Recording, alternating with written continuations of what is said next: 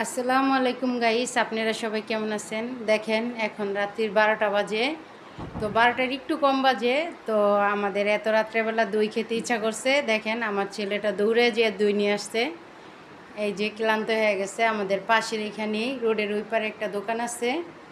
তো ওইখান থেকে আমার ছেলে দই নিয়ে আসছে। আমি শুধু একবার বলছি যে এখন দইটা খেলে কেমন হয় ইয়াসিন, বলছি। ও যাই ওর আব্বুকে যে বলছে, আব্বু আম্মু দই খেতে ইচ্ছা করছে। তো বলছে আপনাদের ভাইয়া টাকা দিছে, এই যে আমার ছেলেটা এই যে দই নিয়ে আসছে। আসলে যখন যেটা খেতে চাই আপনার ভাইয়া কখনো মানা করে না, সব সময় খাওয়ার জন্য উস্তাদ। তো এরকম মা পাগল ছেলে কার কার আছে কমেন্টে জানাবেন। আসলে আমার ছেলেটা আমাকে ভীষণ ভালোবাসে এবং মেয়েটাও আমাকে অনেক ভালোবাসে। আলহামদুলিল্লাহ সবাই আমাকে অনেক ভালোবাসে। তো এই যে দেখেন এখন আমি খাওয়া দাওয়ার পরে গুছগাছ করে রেডি হয়ে নিছি সুমো এই মুহূর্তে আর কি বলছি। আর আমার ছেলেটা দৌড়ে নিয়ে আসছে। তো কালকে আমি দেখেন এই যে সোফা সেটগুলান আনছি, 5 সেটের সোফাগুলান। তো দেখেন কেমন হয়েছে কালারটা। তো আমার কাছে তো অনেক ভালো লাগে। তো এই যে আমার বাবা এদিকে আসো, বাই দাও একটু। তো আমার রোগা সোগা ছেলেটা নিয়ে আসছে দই দৌড়াইয়া। তো ক্লান্ত হয়ে গেছে। তো আপনাদের ভাইয়া আবার ওই রুমে বসে বসে মোবাইল টিপতেছে। মেয়েটা আছে সাথে, ওটা আমার ছেলের রুম। আর আমাদের রুমে যে এইখানে। তো আমি বেডরুমে যাচ্ছি না, বিছনা রেডি করে রাখছি। এখন একটু দই খেয়ে শুয়ে পড়বো। তো আমার মেয়েটা ওয়েট করতেছে দই খাওয়ার জন্য। আমার মেয়েটা গরম বেশি।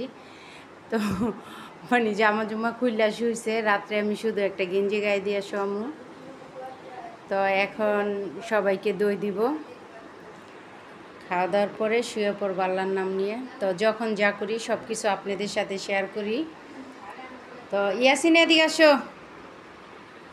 তো এখন আমি বাচ্চাদেরকে দই দিব এবং আমি নিজেও খাবো, আপনাদের ভাইয়াকে দিব। ধরো মোবাইলটা ধরো।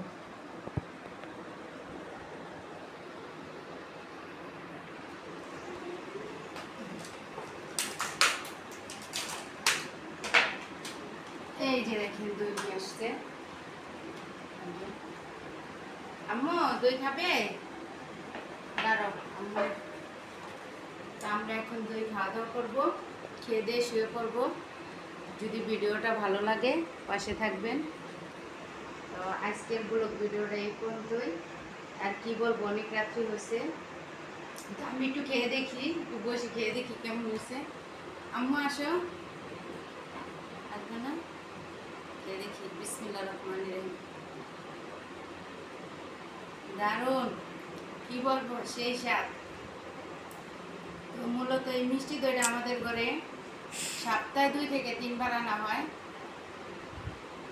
তো এটা রাত্রেই শেষ হয়ে যাবে। মনে করেন বাচ্চারাও বাটি করে খাবে, আমরাও খাবো। তো আপনারা সবাই আমাদের জন্য দোয়া করবেন। আজকের ব্লগ ভিডিওটা এই পর্যন্ত। আসসালামু আলাইকুম।